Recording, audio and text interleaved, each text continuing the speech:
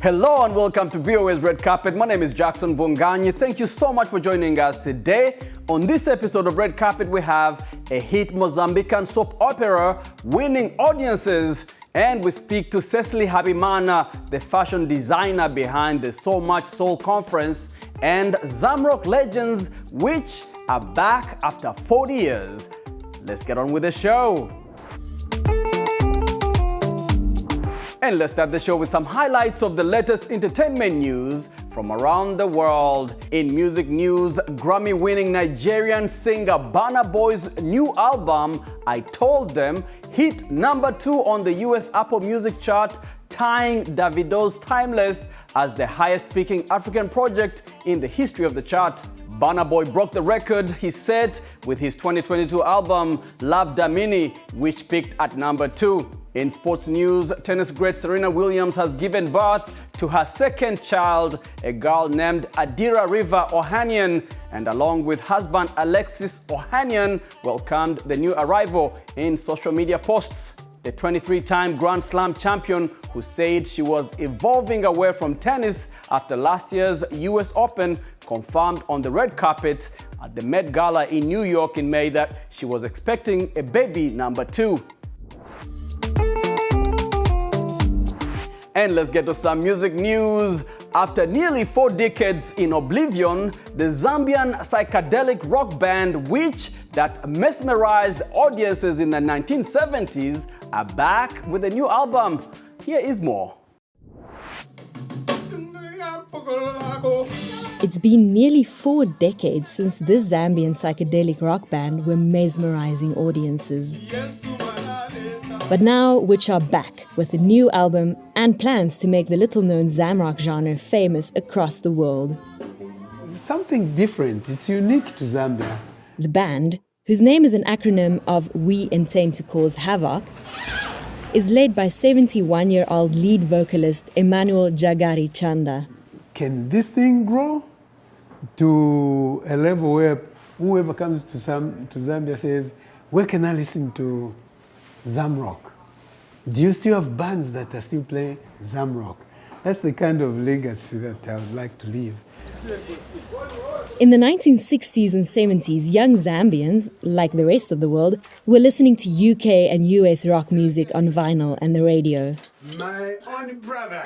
They also knew the rich history of traditional Zambian music. We wanted to play pop music, we wanted to play rock and roll, but we are Africans, we are Zambians, so a certain percentage of us was African. So it's like an African trying to play rock and roll. So in the end, it was Zambian type of rock and roll, hence Zamrock. Zambia saw increased prosperity after liberation in 1964. That meant many had some spare cash to buy records and go to gigs. But by the mid-1980s, Zamrock had all but died amid an economic downturn and political turmoil, which disbanded in 1985. Jagari, whose first nickname was Jagger, yes, as in that Mick, became a teacher and later a gem miner. His dream of making it big in the music industry was nearly lost. But newfound interest for the genre emerged in the 2010s in the West, thanks to the internet and crate-digging producers. Several albums by Witch and other Zamrock artists were re-released. Witch keyboardist Patrick Mondela says he didn't realize at the time that what they were creating was exciting and innovative. We thought we were left behind, but actually, we've come to prove that actually the music was as good as what was happening in the rest of the world. Now, audiences have the chance to hear for themselves. Which was revived in 2019 and have now released their first album in almost 40 years. Zango, meaning meeting place in the Luvale language, is being introduced via tours in the US and Europe. In the crowd at the recent gig was Zakeo Ngoma, whose Zambian father loved to listen to Zamrock. It just takes me back to when I was growing up and seeing my parents and their friends just enjoying this music. And now to film Maida, a soap opera that is entirely produced locally, is enchanting Mozambicans with its authentic fiction. The show has been breaking new ground in the production of original Mozambican stories and is now on its third season with episodes every day. Alfredo Jr. reports on this phenomenon. Let's take a look. The red carpet for the protagonists of the soap opera Maida, which is now in its third season, starts a new era in the national cultural history. Tanya Tembe is the protagonist Maida. This is the first soap opera to be shown in prime time with new episodes from Monday to Friday since the 17th of January of 2022. She says that it's been an interesting experience. Tem sido uma experiência incrível. It's been an incredible experience. These 2 years of production have been about overcoming. Every day, I have overcome a lot to play this role that has changed the history of art, of cinema, especially in Mozambique.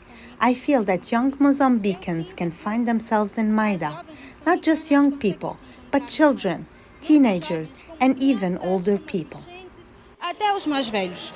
The soap opera Maida portrays the story of a woman who navigates two sharply contrasting worlds as she continues to adapt to the intriguing fashion industry. Mozambican actors from several generations take part in this production, which displays a little of Mozambican daily life and allows professionals in the sector to have permanent activity. Estamos a ficar mais profissionais.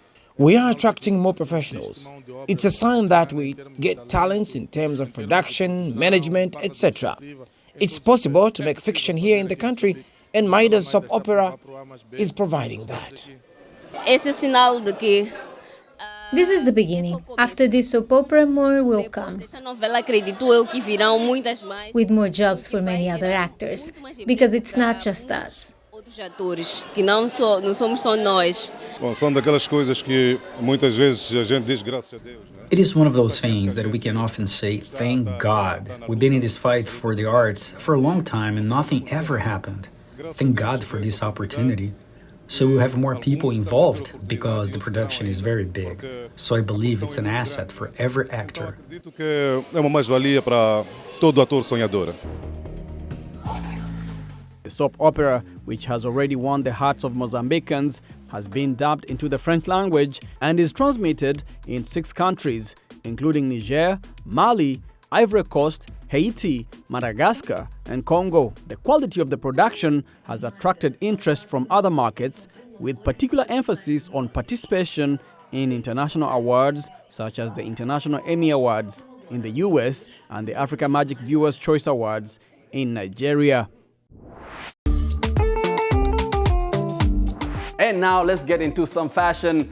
Sewing is not just a hobby, it's a way of life for many people who love to create and express themselves through fabric and thread. The Sew Creative Lounge, a sewing school and quilt shop in Mount Rainier, Maryland, is hosting the 5th So Much Soul Conference, a virtual event that brings together the sewing community for 3 days of learning, sharing, and celebrating. VOA's Kali Abdu spoke with Cecily Habimana, co-founder of the Sew Creative Lounge, about her passion for sewing and what to expect for this year's event. Let's take a look. I'm joined by Cecily Habimana from So Much Soul Conference. Thank you for joining me. Thank you for having me. Let's talk about it. What inspired you to start the So Much Soul Conference? Well, I did my first one in 2021, and as you know, it was in the middle of the pandemic, and we wanted to do a virtual sewing conference that could bring people together. And during that time, we had about 10 instructors that came together for our inaugural one, when we had thousands of people to sign up for this conference. And every time we've done it since then, we've gotten more and more people, more and more interest, and it's just something that people look forward to attending every year. And what are some of your goals for the conference?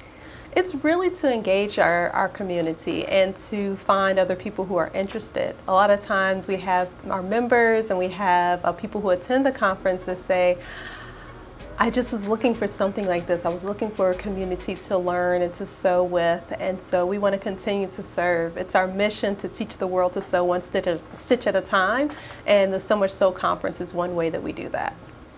You know, one of the things that interested me about this is the fact that I was trying to sew a few weeks ago. Okay. And it was fun. You know, my wife has this little miniature sewing machine. I brought it out of storage and I tried to mess around with it, and I said, I could get down with this. So talk to me about how you hope to make the conference more inclusive and accessible to people like myself. Yeah, so it is beginner friendly. As long as you're able to thread the sewing machine, you're basically able to follow along with some of the projects. So we have an upcycle denim project where you're basically going to take 4 pair of denim jeans and make it into a top. And so our instructors are very familiar with how to teach beginners and how to teach beginners with virtually, because we've been doing it. Now we have 3 years of experience of doing this virtually. So it's inclusive in that way because it's beginner friendly, but it's also a place where even the advanced level sewer can learn some new tips as well. And let's go to East Africa in Kenya, where an innovator is recycling fish skin into leather clothes through a process known as fish skin tanning. As Juma Majanga reports from Kisumu, Kenya, Newton Owino's enterprise also aims to sustainably manage waste emanating from the fish filleting industries along the Lake Victoria coast. Here is more. It's sunrise in Kajulu village overlooking Lake Victoria, and another busy day for Newton Owino. Growing up in the area, Owino saw the challenges posed by fish waste on the lake environment.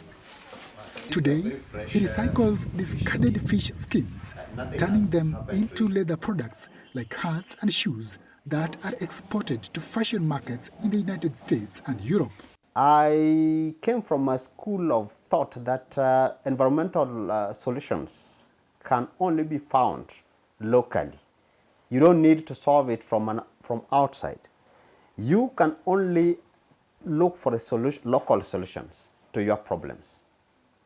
And therefore, I felt like I could develop business, enterprises out of those problems. The tanning process uses plant-based organic products that are sourced locally. Owino pays women, youth, and people living with disabilities to collect the fish skins before processing them and making the leather products. Maximila Achieng, a fish vendor in Kisumu, is among those impressed by Owino's idea. Before, the fish skin was useless. We could just dry it and use it as firewood because we didn't know any other way to use it. But now we use it to make products like shoes, belts, jackets, bags, and so on. Achieng's sentiments are echoed by shoemakers like Frederick Okuma. Leather from fish skin is really good. It makes durable, high-quality shoes, which customers prefer. According to local government officials, Kisumu hosts 9 fish filleting industries, producing approximately 150,000 metric tons of fish waste annually. Juma Majanga of VOA News, Kisumu, Kenya. Thank you so much for watching VOA's Red Carpet. My name is Jackson Vunganyi. For more entertainment news, remember to check us out at voaafrica.com. We are also on Facebook, on Instagram, and on YouTube.